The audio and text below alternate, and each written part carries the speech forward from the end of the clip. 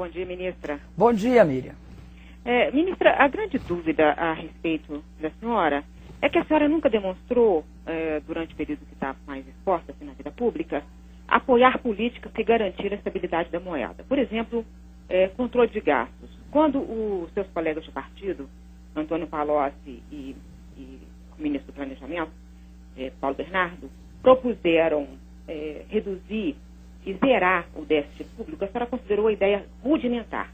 E eles estavam certos, tanto estavam certos, que de lá para cá, a dívida pública bruta subiu de 1,2 trilhão para 2,2 trilhões. E agora a senhora tem defendido estabilidade da moeda, tem defendido políticas restritivas, fiscais e monetárias. Quando é que a senhora mudou de ideia que eu perdi essa parte? Ô Miriam, deixa eu te falar uma coisa. A nossa visão naquela época de ajuste de longo prazo, ela ainda não estava completa. Por que ela não estava completa? Porque a questão do ajuste fiscal de longo prazo é algo que você constrói porque implica, inclusive, em relações complexas intertemporais. Exemplo, nós mantivemos sempre a trajetória e perseguimos isso. Aliás, eu queria te esclarecer, eu sou integrante da junta orçamentária. Todos os cortes de gastos aprovados por esse governo,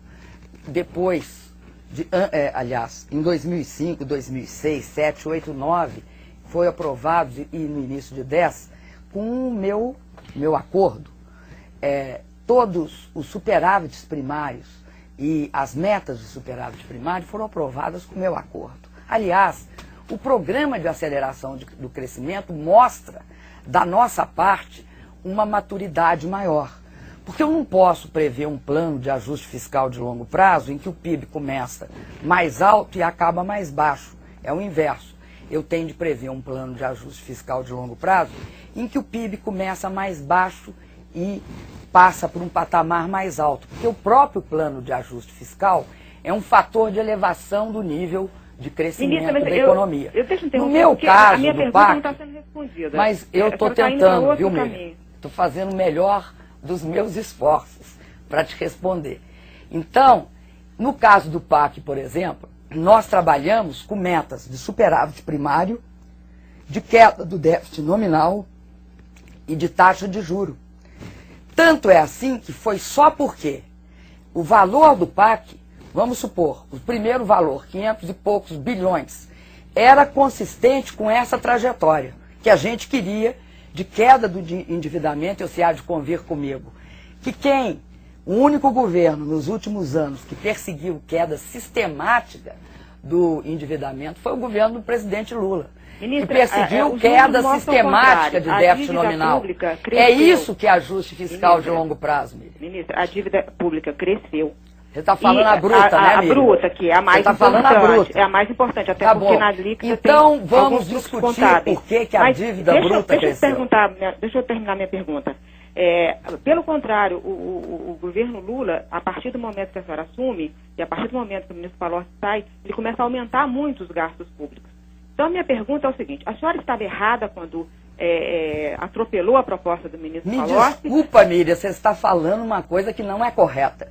O momento em que nós fizemos o maior superávit primário, tão grande que nós pudemos constituir o Fundo Soberano, foi em 2008. Você está equivocada no que se refere a números.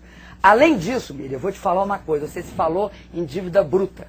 Você sabe por que a nossa dívida bruta cresceu?